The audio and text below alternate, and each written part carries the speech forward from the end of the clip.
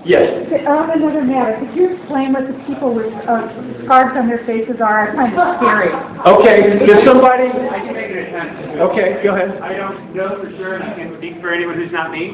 Well, why don't you say? But I don't, does anyone from the Street Family Alliance or who's just showed up from any of the groups with masks want to come and explain the masks? Folks that are feeling perhaps a little intimidated. So if somebody wants to come up for 2 minutes and just, whoever wants to represent you guys, that would be great. We invite you to come up. Just for a couple of minutes, and that would be great.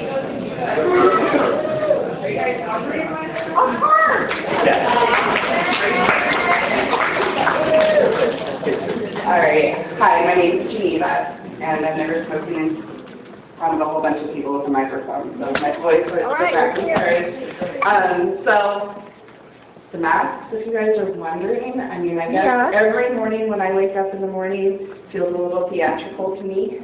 I put on a costume, and I behave appropriately, and I mingle amongst my friends and my family, and I wear what makes me feel good. During the time that I spent a lot of time on the Occupy site, the masks served a couple different purposes. Warmth was one of them. The practicality that we were part of a protest, that there was a lot of people who we knew that had been sprayed with pepper mace and so forth. It kind of gave us an instant, you know, ready for protest and ready to stand up for what we believed in, and kept us warm. And I think it kind of became, you know, something that symbolized who we were together and kind of a little bit of our solidarity that we had amongst the group of us that spent a lot of time out there and kind of built this mind frame that we were fighting for something that we really, really believed in. And we saw the realistic fight that might happen, and this is what we wore, and this is how we protected ourselves. And there was a lot of media on site, and there were a lot of cops on site, and you didn't always want to be recognized.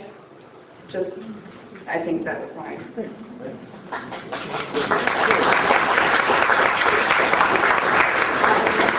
Hi there, I'm Allie Valkyrie. I've actually been speaking in front of groups of people way too much nowadays. I'd like to put a little bit about the masks, kind of a different perspective. Occupy Wall Street and all this lovely revolutionary fervor is arguably born of the Arab Spring, which was amongst the gutsiest things I've ever seen in my life. And as much as we sit here and complain about our rights, the thing is we have them.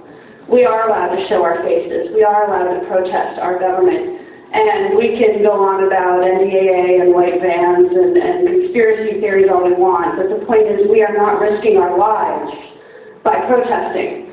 And that is not the case in much of this world, both historically and today. And that was not the case with many of the protesters in the Arab Spring.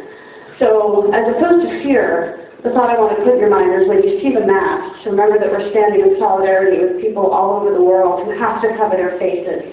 Because for them it is a matter of life and death.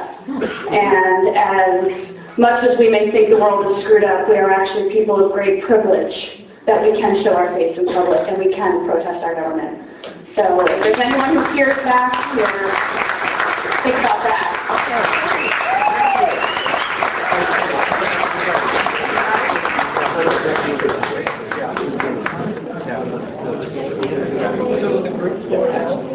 Okay, so thank you so much, and I mean this is a positive part of our community that's dedicated a lot of time and energy in keeping the Occupy alive in Eugene. So I just want to round of applause for you guys.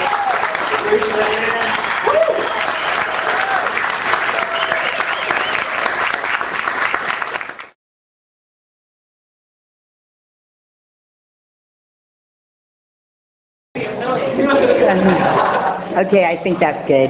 Thank you, guys. Ooh, you're spooky. Thank you, guys.